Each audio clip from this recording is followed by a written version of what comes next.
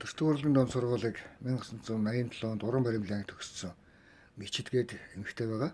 Одоо Монгол Улсын ерөнхийлөгч Намрын энх хоёрын эхнэр Цолмогийн төрсөн дүү байгаа.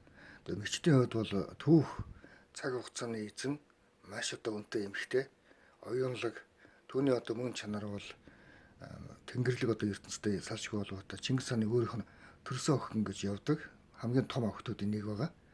Тэгээд энэ эмэгтэй өөрөө одоо маш их өндөр одоо хүчин чадалтай симфони найрал хөгжим бичиж байсан мөн одоо төгөлдөр хуур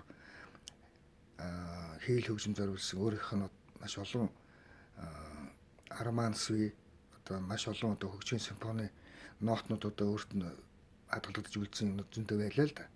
Одоо нийгэм гэдэг бол байнга одоо 60 жилээр одоо 100 гаруй жилээр одоо амьдралтай социализм гэж байх уу тухайн хүний хувьд шүү дээ. Тэгээ капитализм нийгэмж мөн ялгаагүй. Тэр хүний амьдрал бол хэдий чиний урт байна, хэдий чиний одоо уран бүтээл тойрогдөг. Тэгэхээр Мичидийн хувьд бол багш нь Октавиэр, нөгөө багш нь одоо Хонголдын цэгмэд Монгол хэлний багш, зэвгээ багш нь одоо өөрөө анги даасан багш байгаа шүү дээ.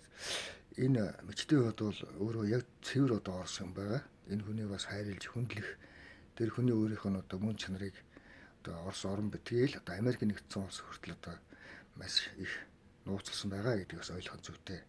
Энэ эмэгтэйд одоо оюунлаг ертөнцид асар их хэмжээ байдаг. Тэгээд Чингис гэдэг нь өөрөө их сонирм хэлэхэд бол Монгол Улсын арим марш дүүрийн эрдэнэтийн өөрийнх нь төрсөн охин байгаа шүү дээ Мичид.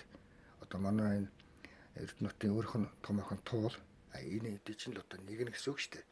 Тийм учраас их одоо зүйлийг одоо хийх нь их зүйлийг хийж их зүйлийг одоо төрөхийг одоо бас хүсэн өрөө мөн одоо уртнаас ч удаан жаргаж цаашдаа одоо уулзаж учирч бас нэг нарийн ширийн одоо үйл ажиллагаатай улс төр болон нийгмийн үйл чанартай одоо ажиллагаа байгаа учраас одоо Мичидээс бас хүчин хүлээх зүйл маш их байгаа гэж ойлгох хэрэгтэй.